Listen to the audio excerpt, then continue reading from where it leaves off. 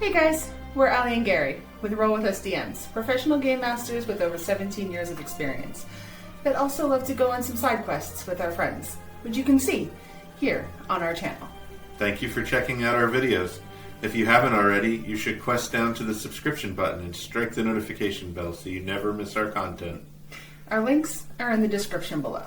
Consider becoming a channel member to access epic perks, including playing in one of our games. Now, on with the video.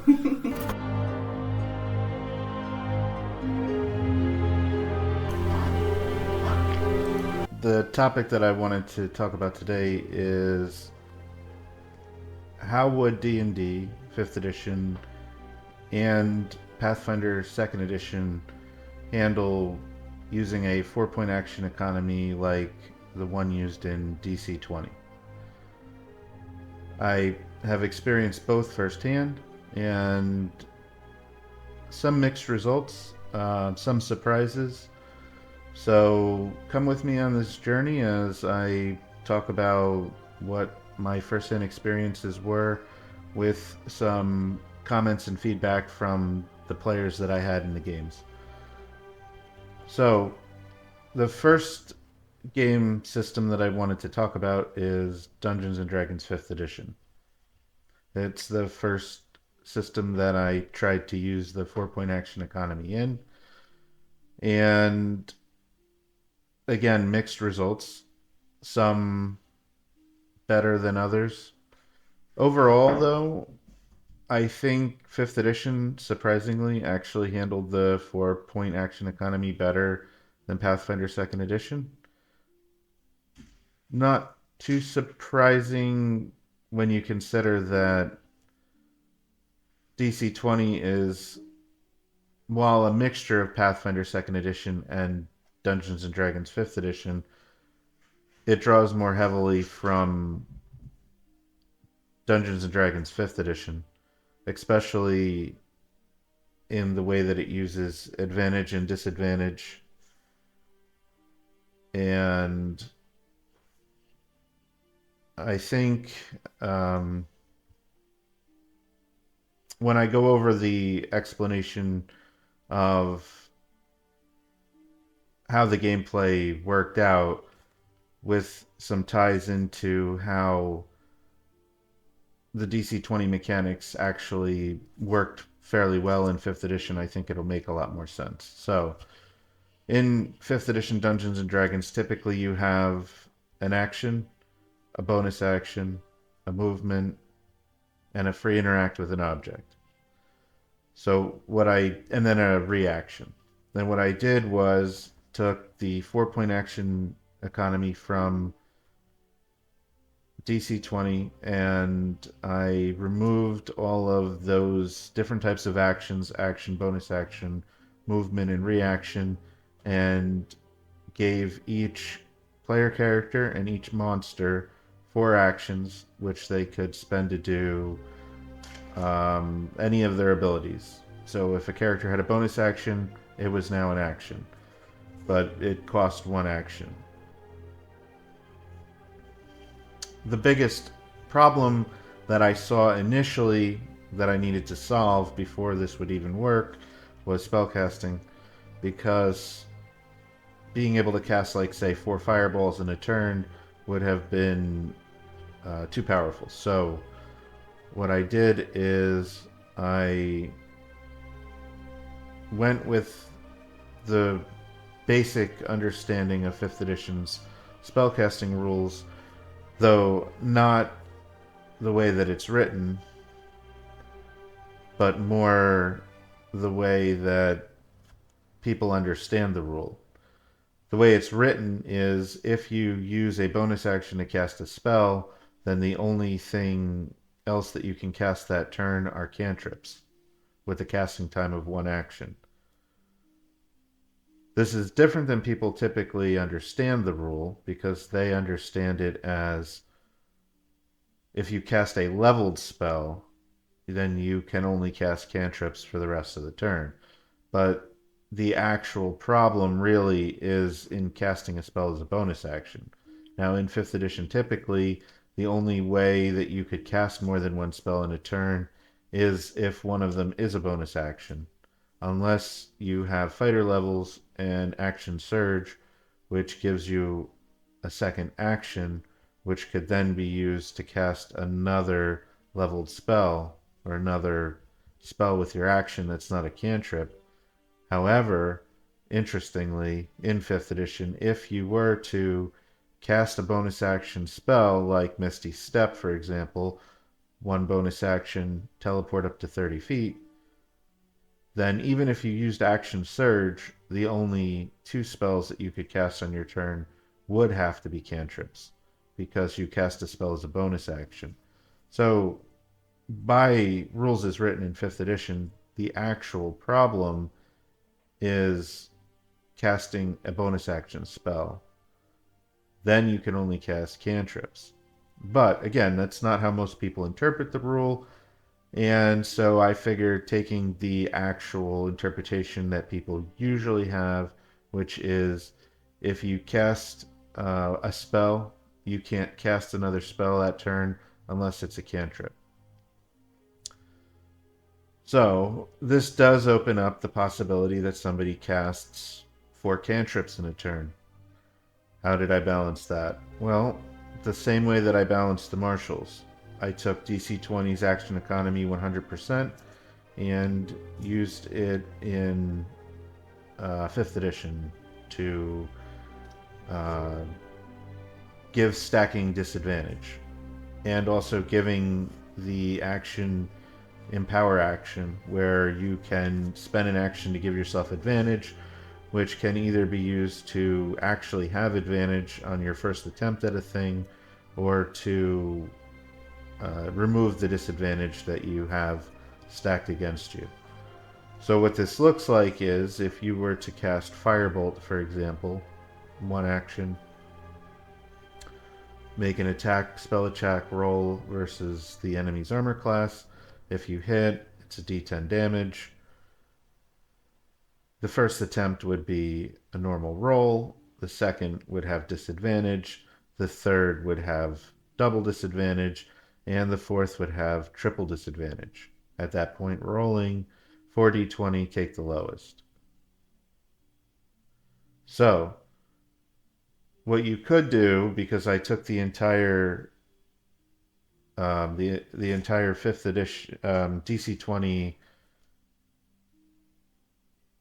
action economy, is you could cast a firebolt and then spend an action to give yourself advantage on the next attack, which would have disadvantage, therefore making a second firebolt attack at a flat penalty.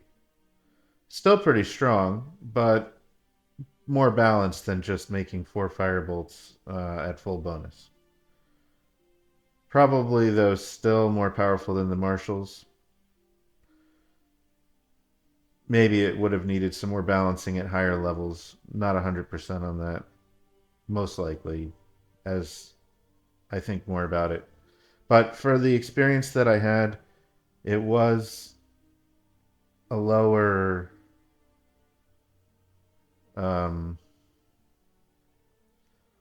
I'm getting messages. It was a lower level. It was only level 5, so if there... and I didn't have spellcasters on the player end. They were all playing fighters. It was just an idea that I had to test out. But anyway, that's not really the point of the video. The point is that that's how I would have balanced the spells. There was an Eldritch Knight. I don't think they really cast many spells. But if they had cast saving throw spells, that's the other thing that I needed to touch on. Say like Toll the Dead. What I did to balance that is I gave the person making the save advantage on future saves against spells from that player that turn. So if a player targeted an enemy with Toll the Dead, the first wisdom save would be at a normal roll, And then if they made a second save for Toll the Dead, if it was cast a second time, then that one would be made at advantage. And then a third one would be made at double advantage, and so on. And then I would have allowed the player casting the spell to spend an extra action, just like empowering a firebolt to remove the disadvantage. They could empower Toll the Dead to remove the advantage that the person would have in making the saving throw. I didn't really witness this so much firsthand because, again, the enemies were not spellcasters and the players were not really spellcasters beyond the Eldritch Knight, who I don't think actually had cast any spells. One of the things that I did find interesting was that weak creatures were stronger because of the 4-point action economy.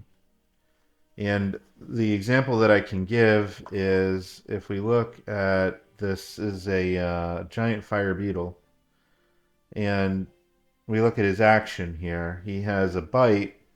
It's +1 to hit, and it does a d6 -1 damage. So normally this fire beetle is not going to really be able to hit very often because it only has a +1 to hit.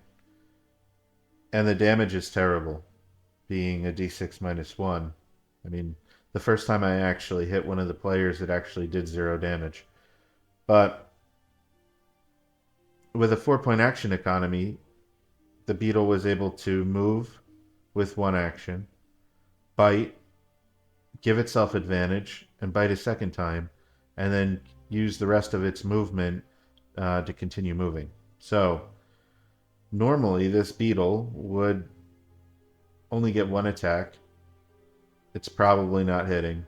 Now there was like 13 of them in the room, but essentially the players got attacked 26 times over the course of a combat round instead of just 13 times, which actually led to more often the players getting hit, which normally these fire beetles would have been like, I mean, they were still pretty bad as far as a challenge.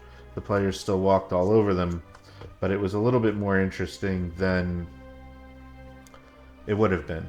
The other thing that I did was to uncap the reactions so that people could have more reactions they could use. Just like in DC20, they could spend all 4 of their action points on reactions from the end of their turn until the beginning of their next turn. And then, of course, they would have no actions left on their turn. Their turn would come, it would end, they would get their actions back.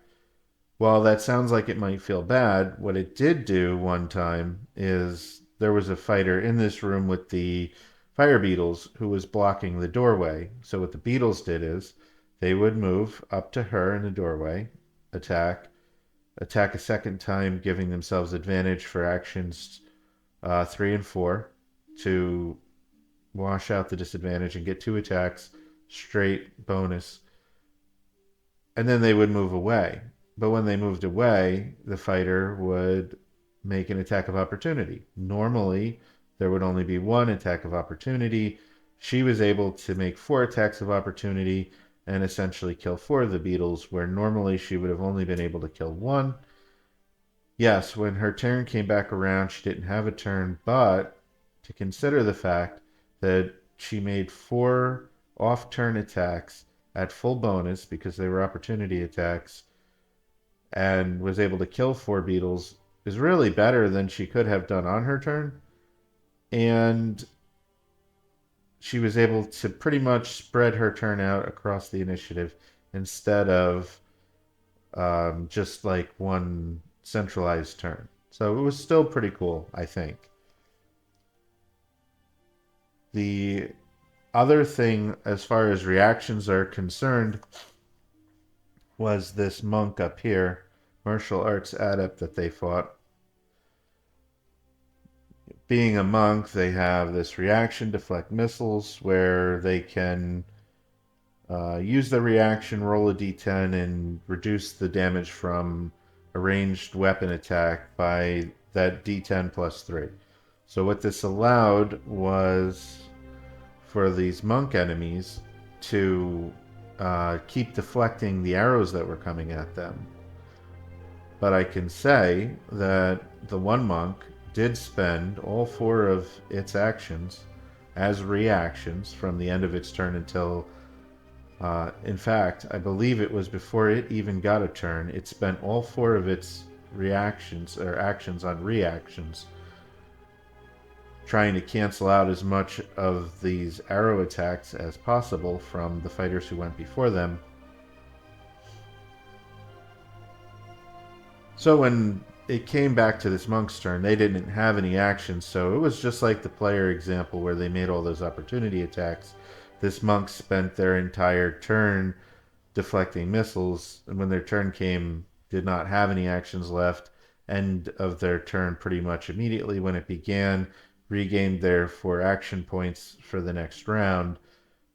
But I still think it's cool because normally you get a concept in D&D and Pathfinder where it's like draw the reaction, like let me just like dodge and run past them and draw out all the reactions, and then once all the reactions are spent, then we can like just safely move around them because they can't make opportunity attacks. Less of a problem in Pathfinder because less things have opportunity attacks, but there still could be other reactions. I think it's more rare though, regardless for enemies, depending. But in 5th edition, especially, drawing out reactions is a tactic, and it's kind of gamey. I think it's more interesting, definitely more fun as a game master when things aren't limited to one reaction.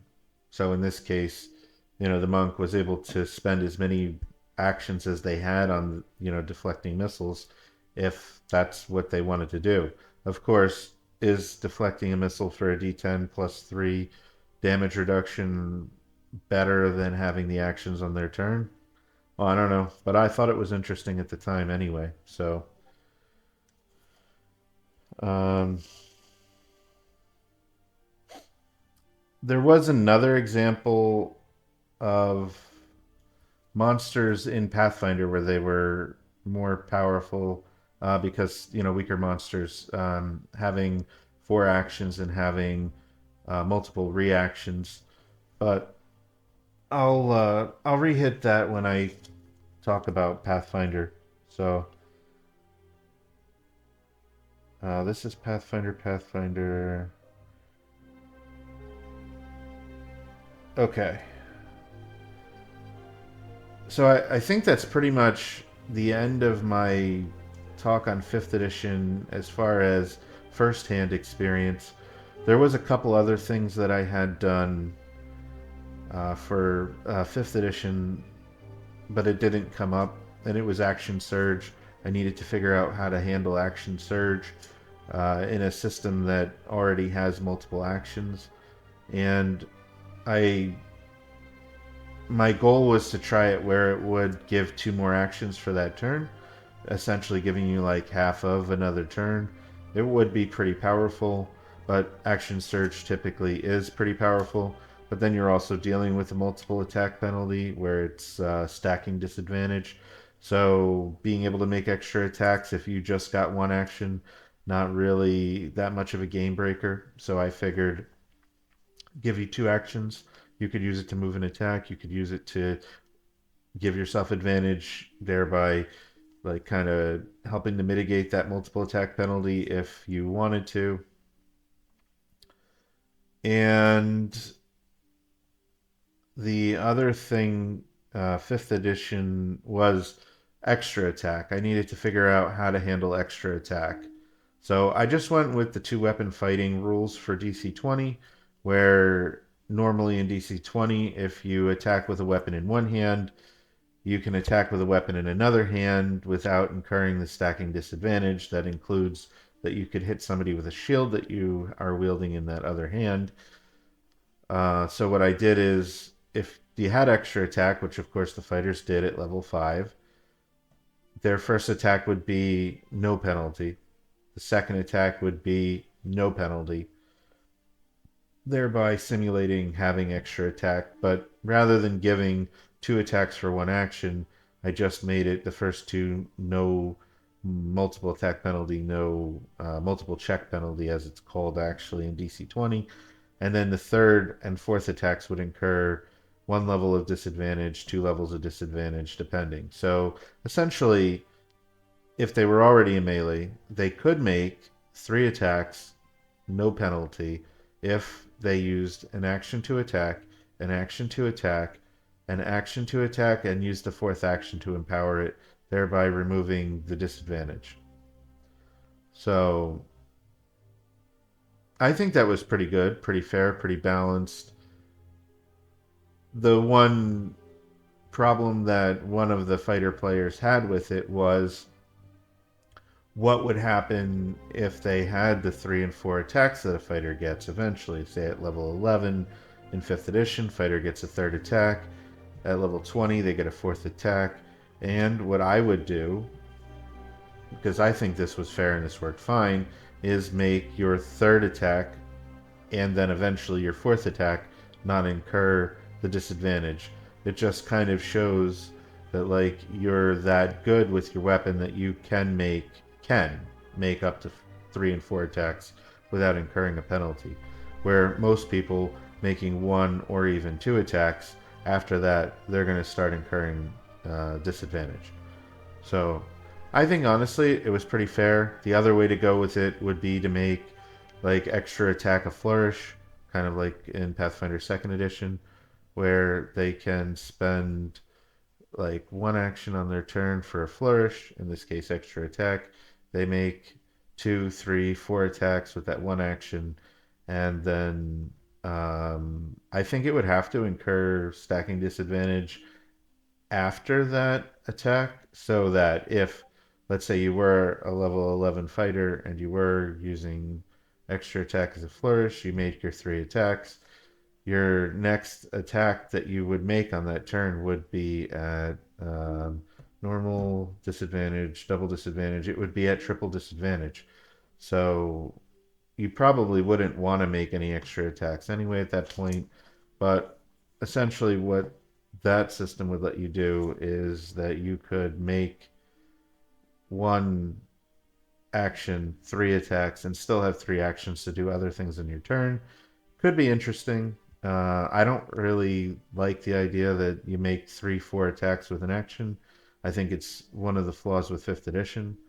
I think that, especially in the extreme of, say, an Echo Knight fighter, 20th level, is using their action to attack, attack, attack, attack, 4 attacks, and then unleash Incarnation to attack on a 5th attack, and then action surge, attack, attack, attack, attack 4 more times, unleash Incarnation for another attack, and probably they're either 2-weapon fighting or most likely using a polearm, so then they're making a bonus action attack with the butt of their polearm, making 11 attacks in 1 round, and it's just obscene.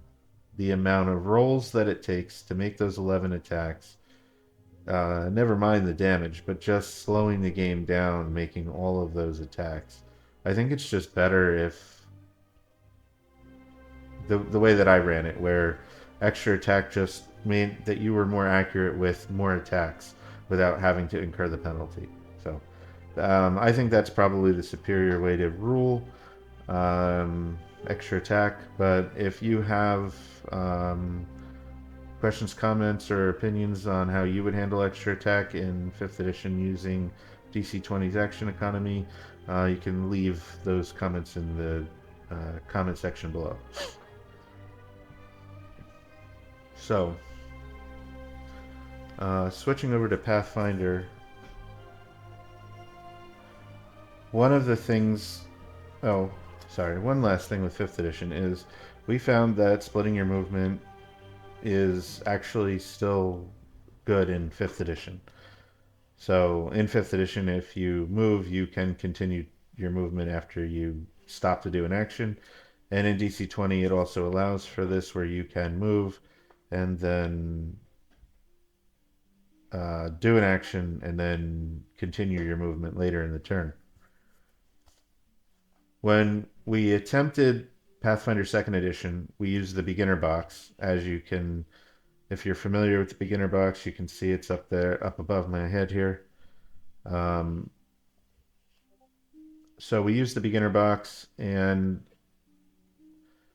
I tried to run it, the first encounter, exactly like DC20.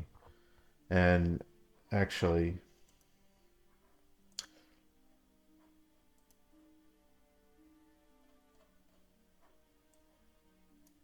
this is the first encounter of the beginner box. Big time spoilers if if you care, you might not want to watch this portion, but so we had Kira here, and we were allowing complete DC20 rules, 4 actions instead of Pathfinder's 3 actions.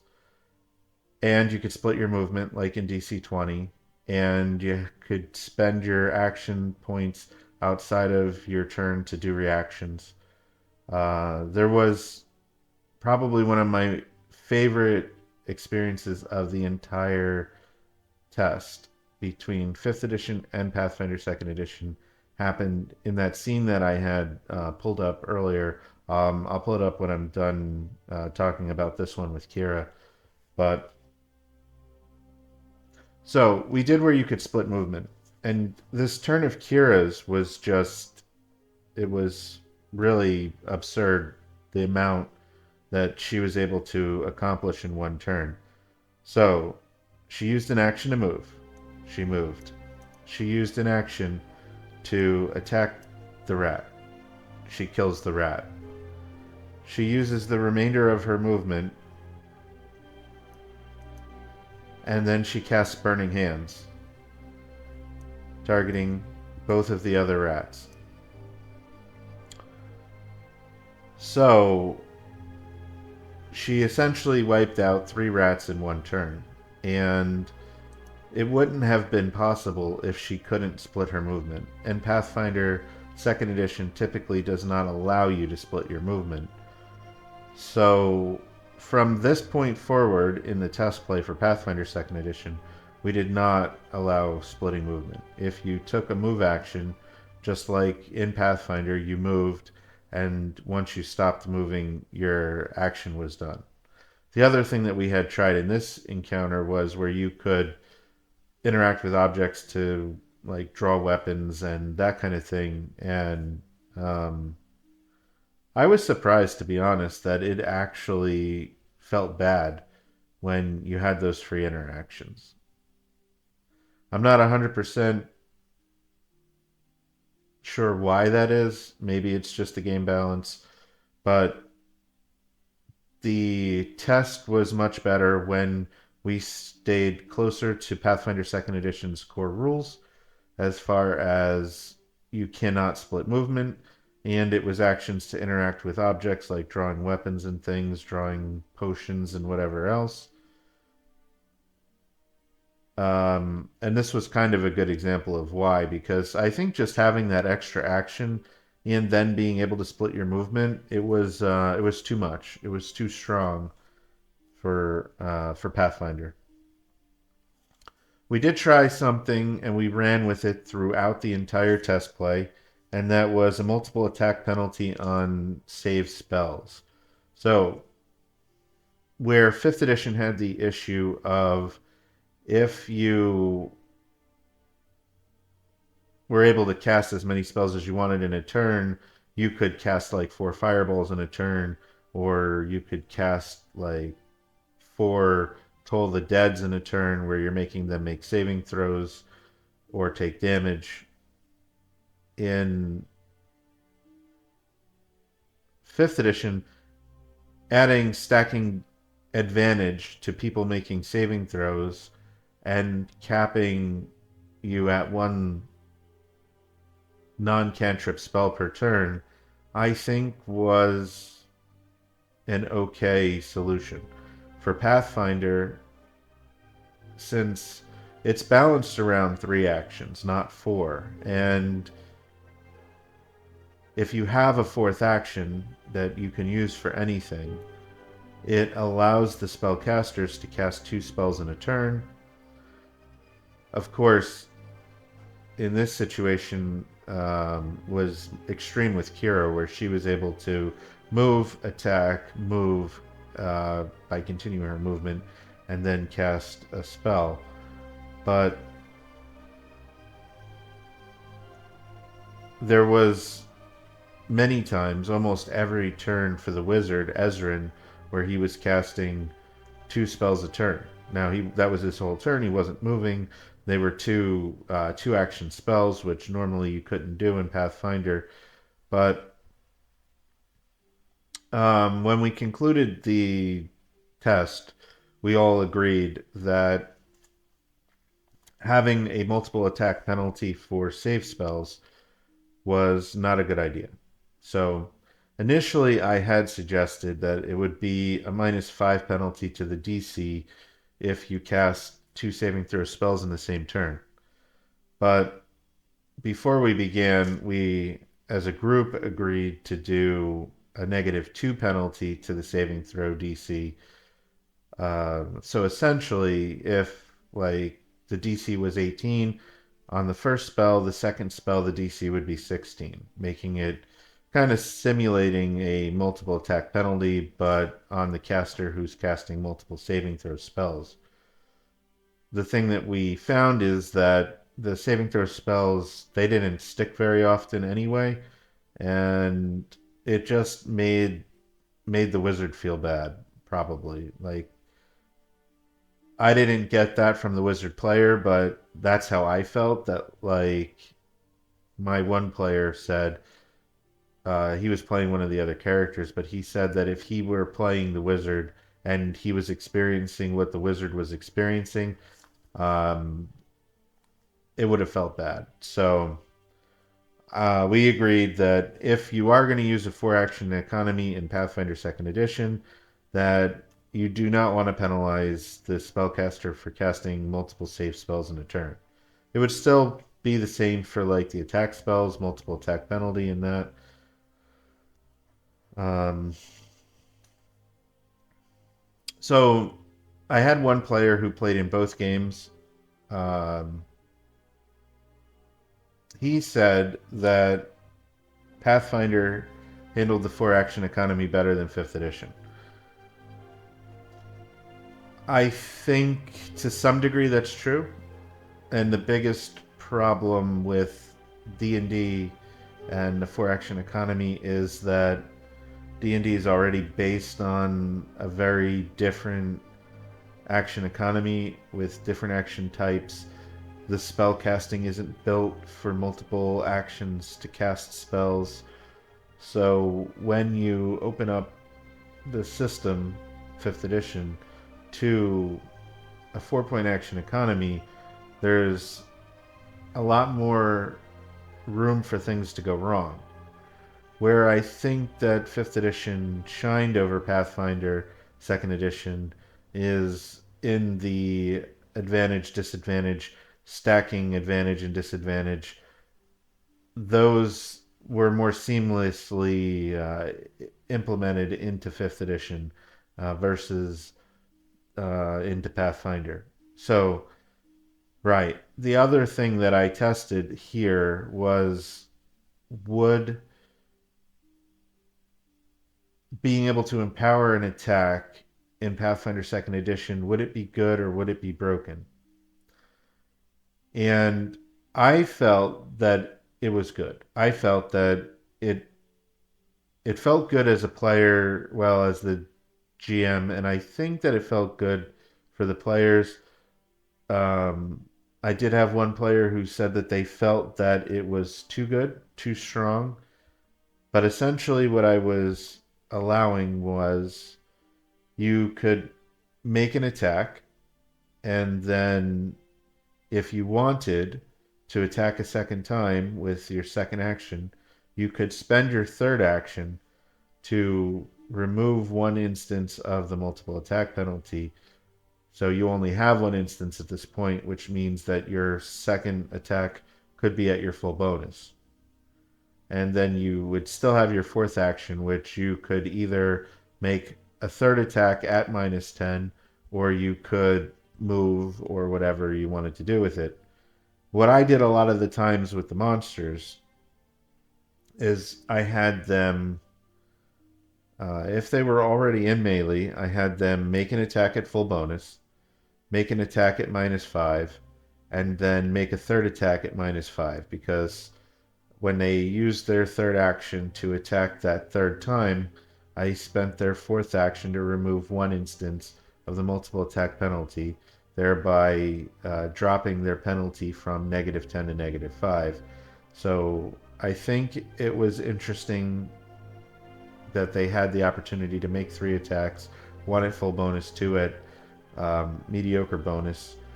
Um, this does lead me into the strategy that I saw a lot of times from the players, at least the one player in particular. They would, in 5th edition, for example, they would attack and give themselves advantage on that attack. So they had extra attack, and they had, of course, their 4 actions. So they would spend an action to attack and give themselves advantage. That was 2 of their actions. They would spend their third action to attack and spend their fourth action to give themselves advantage. Since they didn't have disadvantage on either of those attacks because of extra attack and the way that I ran it, they were able to make 2 attacks with advantage. Is that too strong? I really don't think so. And I don't think that it came across as too strong, because even with advantage, you still are not guaranteed success. It is a better chance of success. And if you want to spend your entire turn in this fifth edition example to make 2 very accurate attacks, I mean, what are you not doing on your turn then? You're not moving, you're not dodging, you're not disengaging, you're not helping. You're all in on attacking. And, you know, another possible option for that fighter in that situation would be I attack normal, I attack normal, I move and I do something else, or I attack normal, I attack normal, I attack, this one's at disadvantage, and I wash out the disadvantage and I make 3 normal attacks. I mean, is it better to make 3 normal attacks than 2 at advantage? I guess somebody is probably better at the odds than I am at figuring that out. But I think having that choice is interesting. You're not locked into this is the only way to play the game. If you want to double down on those like advantages to try to like get the best opportunity possible to succeed, then, you know, go for it. If you want more opportunities to attack consistently, you know, you in that fighter situation, you could have 3 attacks that are all at your flat bonus. And, you know, again, in 5th edition, it would be akin to a 5th level fighter dual wielding, essentially, if you did what I proposed. Of course, you would lose your movement in that regard because you would be spending all 4 actions on attacks. But anyway, in Pathfinder, what I ended up with from at least one of the players was they would attack and then they would attack and wash out the multiple attack penalty, so that they were like making 2 attacks at full bonus, and then they had 1 action left. So maybe they moved, they attacked, and then they attacked again at full bonus. But then even if they were already in melee, like it might be I attack at full bonus, so that's actions 1, 2, and 3, and use my 4th to raise my shield. It's still an interesting turn, but, you know, you're only making 2 attacks instead of 3.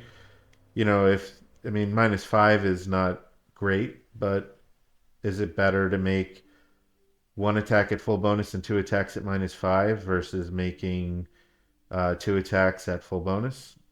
Again, I'm not a statistician. I couldn't tell you statistically which is the better option, but it's kind of cool making 3 attacks, and -5 isn't a terrible penalty. And it allows you to avoid that -10 penalty that's pretty worthless. And I get that the multiple attack penalty is there to try to encourage you to do other things, and you still can, but this just gives you that option of doubling down on attacks. So I can't say 100% yay or nay that like Pathfinder was better or worse without the 4-point action system. I can tell you that it was interesting. Um, the other thing, so when it came to the weaker creatures being stronger with the 4-point action economy, it's going to be like the kobolds that I had mentioned earlier. The fact that they could move, and then they could make an attack, and then they could make another attack at full bonus, or they could make, do that thing where I had said where they make like 3 attacks and one's at full bonus and 2 at -5, that they normally would not be able to do.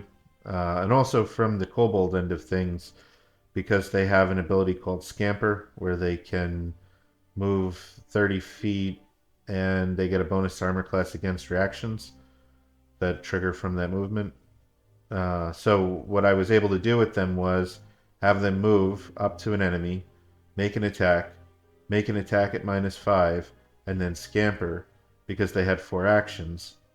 So, normally if they were going to scamper, they're going to move in, they're going to make 1 attack at full bonus and then scamper away. But in this case, they were able to move, make 2 attacks, and scamper away. So kind of neat in that regard. I'm going to switch over to that final map now. So we have Valros here. And he was engaged with this kobold scout. And then there was the boss up here, Zolgaron. Again, big time spoilers of, boss, and technically there's a hidden boss after this one, but anyway. For the boss, he was a spellcaster, so this is where I did get to kind of see some of the spellcasting from the GM end of things.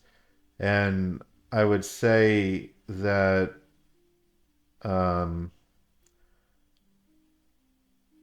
it was interesting because he had Magic Missile prepared several times, and he had a cantrip, and he had a couple other spells. But anyway, Magic Missile, normally you would probably dump all 3 of your actions into. Each action that you spend is an extra bolt of damage that you send out. So it's going to cost you the spell slot regardless of if you spend 1 action and get 1 bolt or 3 actions and get 3 bolts. So there was some times where I would have him cast a 3-action Magic Missile and then he could still move, which was interesting because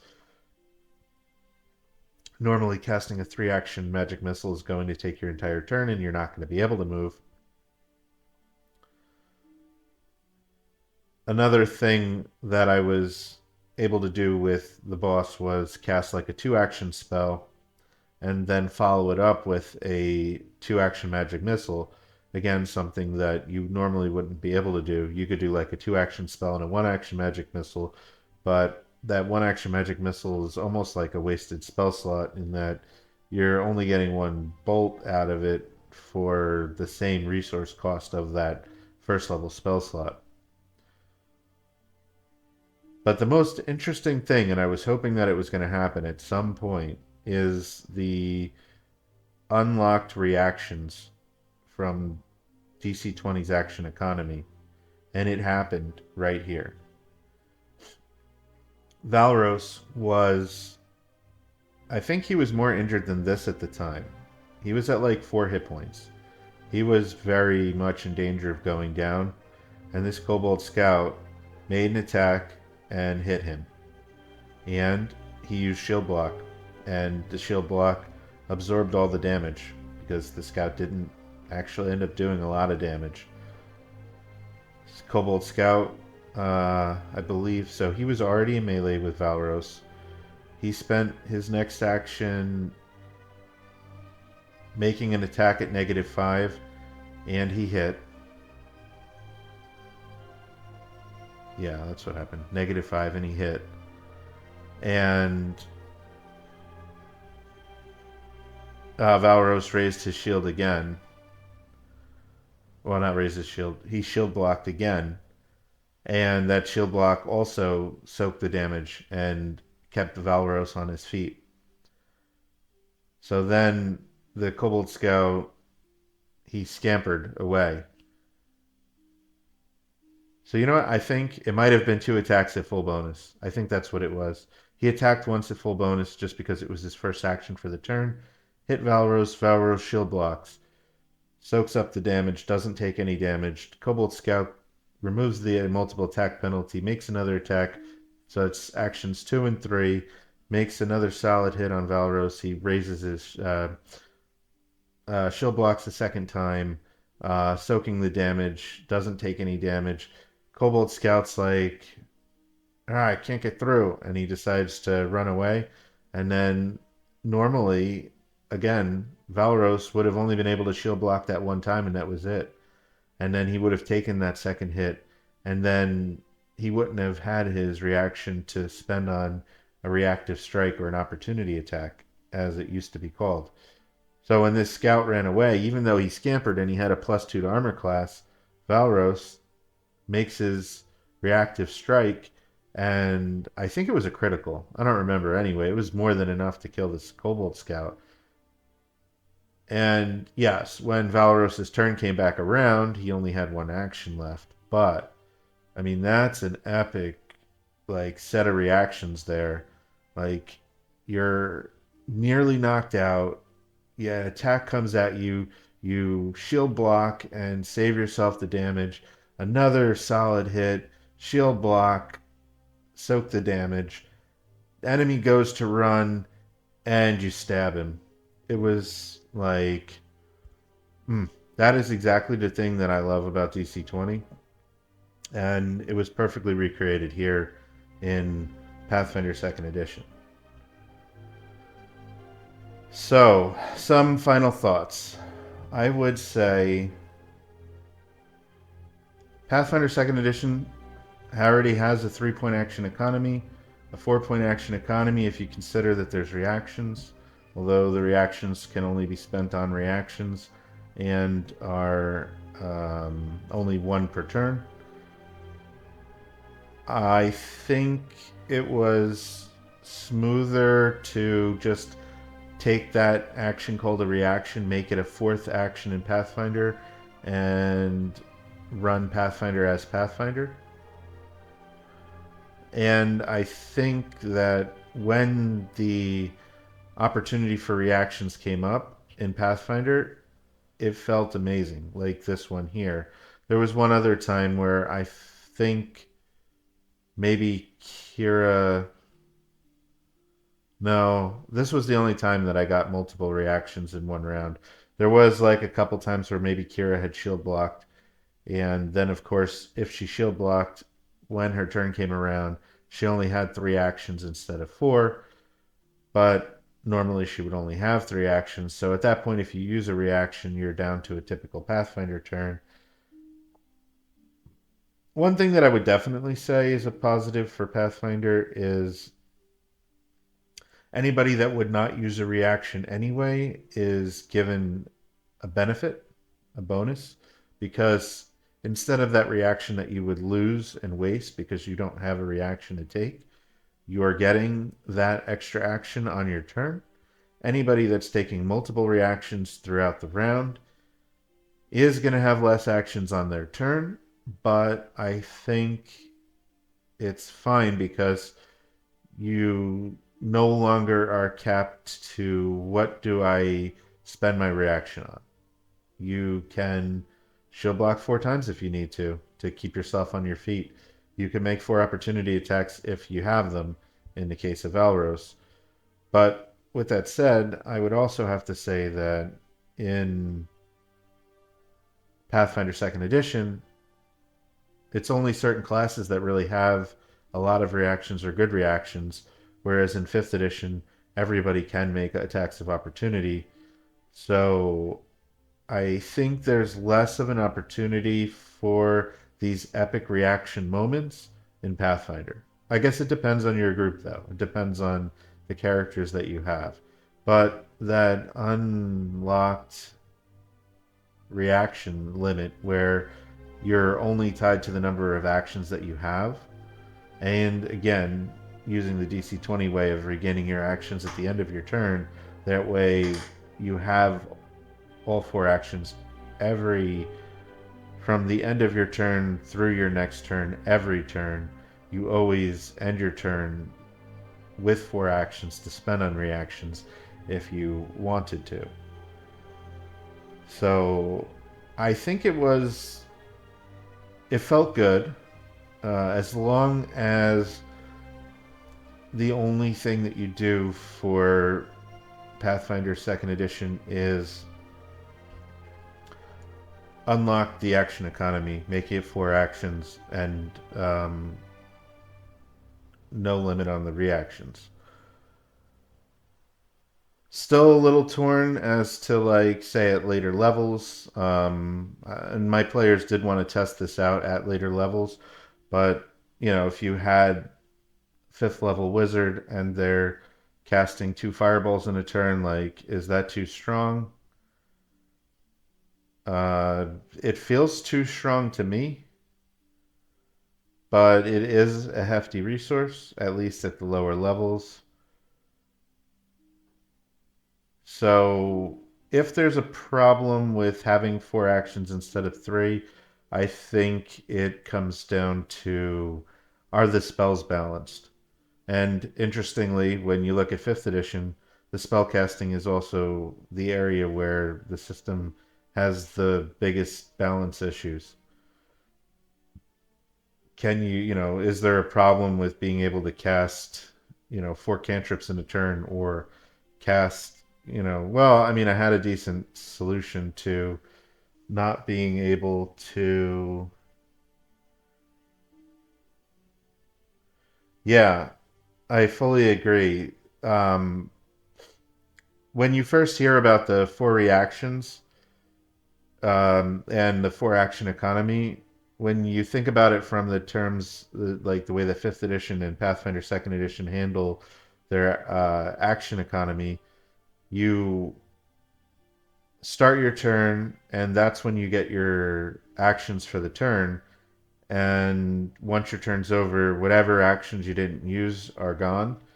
And I think if they kept it that way, then you would be stuck where, do I want to save some of my action economy for reactions?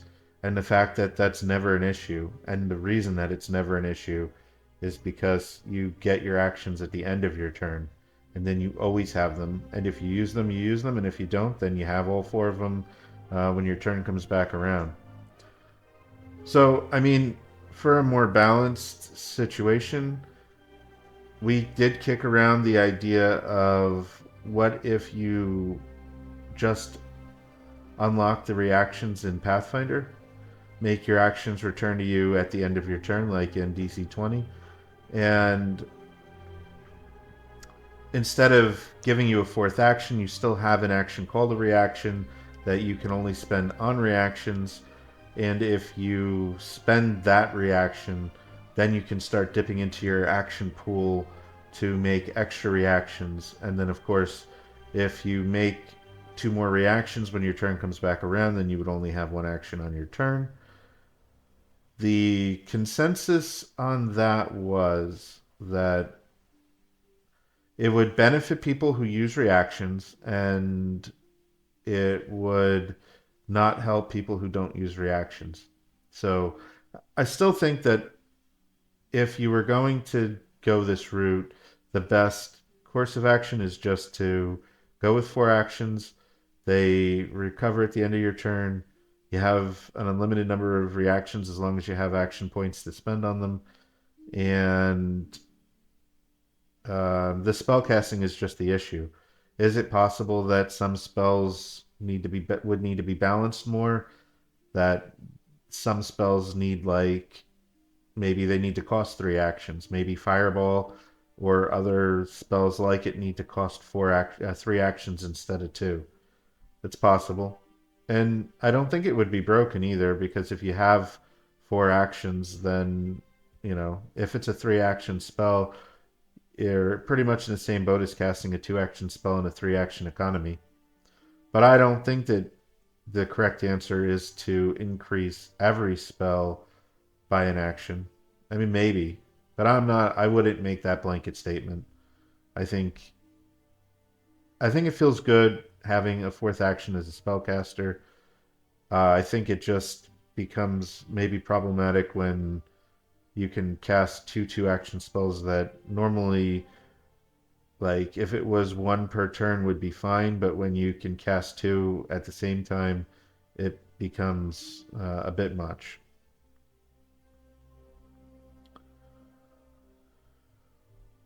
Um, the other thing would be, like, being able to spend an action to remove the multiple attack penalty. Is it good? Is it bad? Honestly, I'm still a little torn. I think it's better if players have options. And again, I know that the goal of the multiple attack penalty is to force people to do different things in their turns, recall knowledge or feign or whatever else the case may be. But I think being able to double down on a thing is good. Just my opinion. I mean, if you don't think so, then don't do it. I mean, it's fine. Um, there was a suggestion from the players that instead of removing the multiple attack penalty, that you could give a +2 bonus for um, like empowering your strike, so that if it was your first attack, you could empower, get a +6, and make an attack at +6, and that would be your whole turn. That seems too strong to me, because of Pathfinder's +10 -10 mechanics and how brutal critical hits can be. I mean, that would be the obvious answer. That's why I did not go the complete DC20 route with Pathfinder 2nd Edition. I only proposed being able to remove the multiple attack penalty, whereas in 5th Edition or in DC20, for example, you could spend an action to give yourself advantage, and if you don't have disadvantage, then you actually have advantage, and then you could spend another action and give yourself double advantage, or even all 4 actions and have triple advantage on the thing that you want to do. I would never suggest that or anything like it for Pathfinder because of the +10 -10 on criticals. I think that if you're getting bonuses on top of your flat roll, it's just too much of a boost to getting that +10 that's needed for a critical success.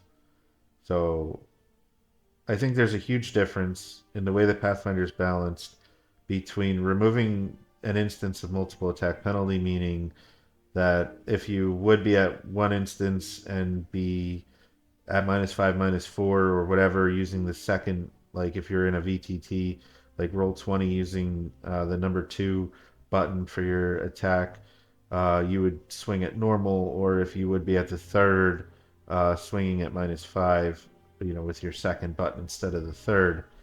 I think that's fine, but I would never like propose increasing your initial attack by that much. Um,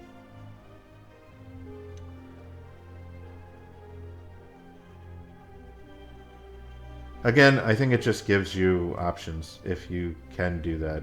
But I think the 4-point action economy would work fine even without it.